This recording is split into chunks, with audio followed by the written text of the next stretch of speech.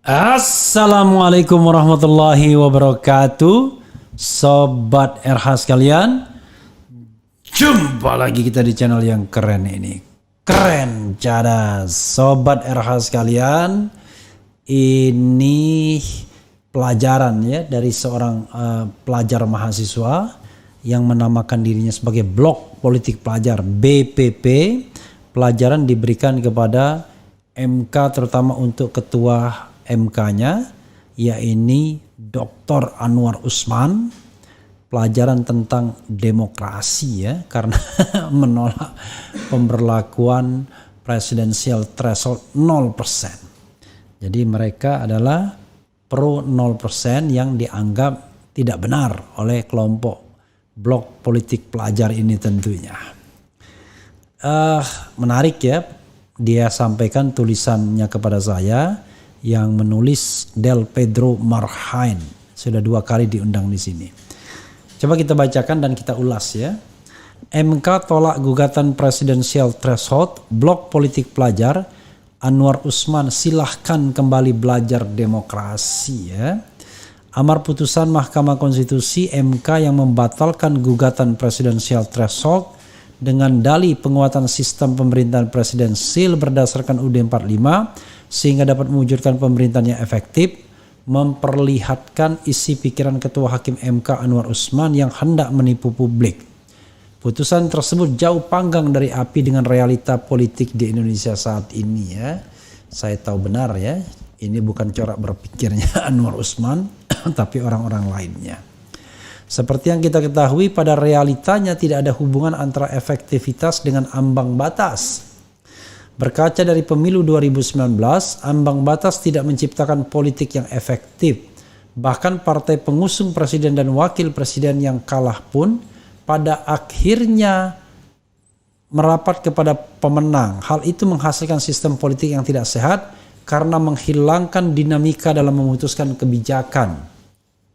Akhirnya kebijakan yang dihasilkan hanya memutuskan akal bulus pemangku kepentingan. Nah, ini yang tidak paham tentang penguatan sistem pemerintahan presidensil yang dipikir memperkuat presiden, bukan, tapi memperkuat sistem check and balances atau check and balances system.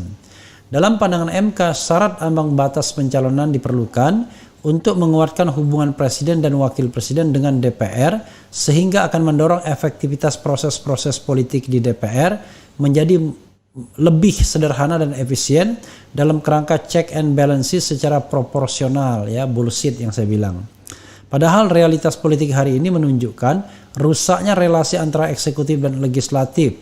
Lembaga kepresidenan dan parlemen lebih sering bersekongkol ketimbang bertarung dalam merilis aturan perundangan yang buruk dan meledek nalar publik. Luar biasa meledek.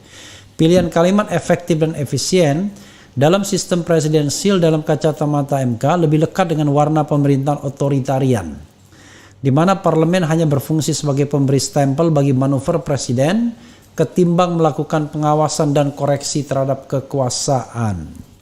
Toh gugatan demi gugatan pada ambang batas pencalonan presiden tidak lepas dari kejenuhan publik akan proses konsolidasi parpol yang begitu menjemukan.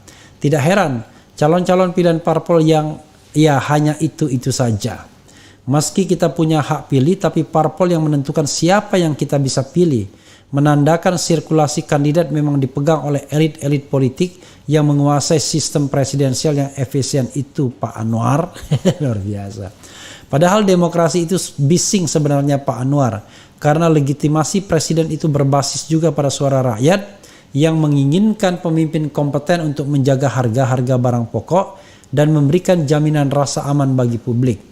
Jika memang tak mampu, ya seharusnya presiden mundur atau dipaksa mundur, bukan malah dilindungi partai politik dengan alasan dan tetek bengek lainnya.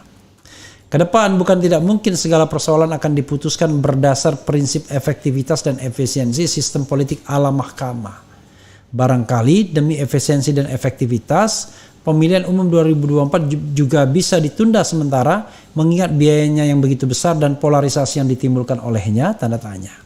Demi efisiensi dan efektivitas sistem presidensial kita juga toh Pak Hakim. Luar biasa. Salam Blok Politik Pelajar ya. Jadi MK dengar ini pelajaran demokrasi dari Blok Politik Pelajar. Sobat era sekalian, ya berat ya kalau hakim-hakim MK yang negarawan itu nggak paham mengenai demokrasi dan terpaksa diajarkan oleh blok politik pelajar Del Pedro Marhain. Padahal kita tahu sobat era sekalian ya, tidak ada justifikasi untuk mempertahankan sistem presidensial 20%. Karena apa yang ingin dicapai mengenai penguatan sistem presidensil kah, bullshit lah semuanya itu ya, itu tetap bisa diakomodir dengan 0%. Toh dalam 0% bukan berarti presiden tidak akan didukung. Gak mungkin presiden yang menang tidak didukung oleh kekuatan partai politik. Karena dengan sadar kita akan melihat bahwa yang namanya pemenang itu tidak pernah jadi anak tiri. Pemenang selalu menjadi anak emas yang senantiasa dicari-cari. Yang jadi anak tiri itu kalau kita kalah. Kalau kalah jadi anak tiri ya. Jadi pecundang itu tidak enak. Tidak heran. Di tengah jalan misalnya Partai Amanat Nasional tergiur masuk pemerintahan. Gerindra tergiur masuk pemerintahan. Kalau seandainya ya Demokrat tidak terhalang hubungan misalnya SBY dan Megawati, jangan-jangan masuk juga pemerintahan atau pendukung Presiden Jokowi juga. Jadi memang tidak ada relasinya atau korelasinya antara sistem presidensil dengan penguatan atau dukungan presiden demi mencapai politik yang efektif dan efisien itu. Lalu kenapa MK masih mempertahankan presidensial threshold? I don't know exactly, tapi patut diduga bukan soal-soal hukum atau argumentasi konstitusi, tapi soal-soal lain. Tekanan oligarki, it could be possible. Tekanan istana, sangat mungkin. Atau gesture kekuasaan, sangat mungkin. Intinya adalah dalam kasus ini terlihat MK tidak independen, ya, terlihat rapuh, vulnerable. Hanya 2 orang hakim, Saldi Isra dan Soehartoyo yang tetap kukuh kekeh untuk menolak 20% dan menjadikan threshold itu 0. Kita apresiasi sikap itu, apalagi kalau kita baca dissenting opinion yang dibuat keduanya yang jauh lebih lengkap dan komprehensif serta argumentatif dibandingkan apa yang dinarasikan atau menjadi putusan Mahkamah Konstitusi yang didukung oleh 7 hakim lainnya. Sayang sekali ya, saya mengenal sebagian besar hakimnya, bahkan seluruh hakimnya, yang saya anggap bahwa hakim-hakim tersebut cukup independen.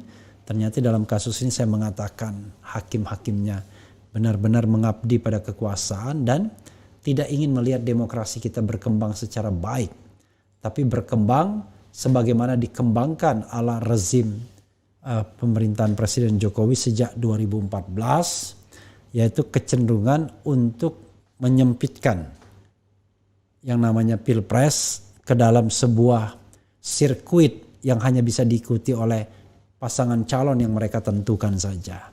Mereka tidak ingin ini menjadi open competition bagi putra-putra terbaik, tetapi menjadi kompetisi di antara peliharaan-peliharaan oligarki. Mungkin itu bahasa yang jauh lebih tepat. Kita tidak tahu apakah kemudian presidensial threshold ini akan hilang.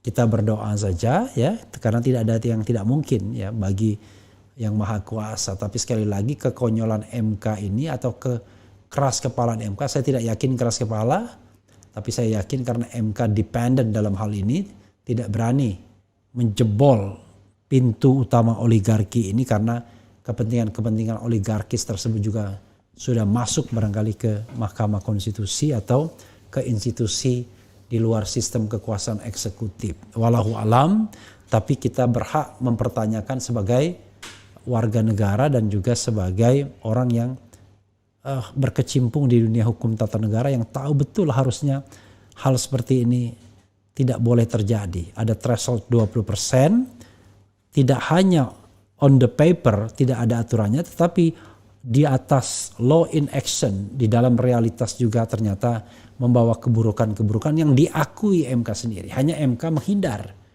Kalau dikabulkan katanya belum tentu akan menghilangkan oligarki, belum tentu ini tidak ada jaminan. Lah, tugas MK adalah menegakkan konstitusi, bukan menjamin bahwa sebuah ketentuan konstitusional itu pasti akan dilaksanakan atau tidak oleh penguasa negara. Karena itu lain lagi sistemnya. Kita membutuhkan pengawas yang independen dalam sistem check and balances antara misalnya kekuasaan eksekutif dan kekuasaan legislatif.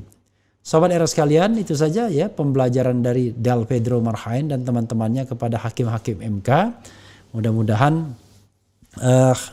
hakim MK, ya saya tidak tahu ya apakah sadar atau tidak, pasti sadar, tapi hilang dari ketakutan atau paling tidak mau dan mampu bersikap independen, non-partisan dan hanya melihat konstitusi sebagai junjungannya, serta betul-betul ingin melihat negara ini berkembang secara baik, terutama sistem demokrasinya. Wassalamualaikum warahmatullahi wabarakatuh. Ciao.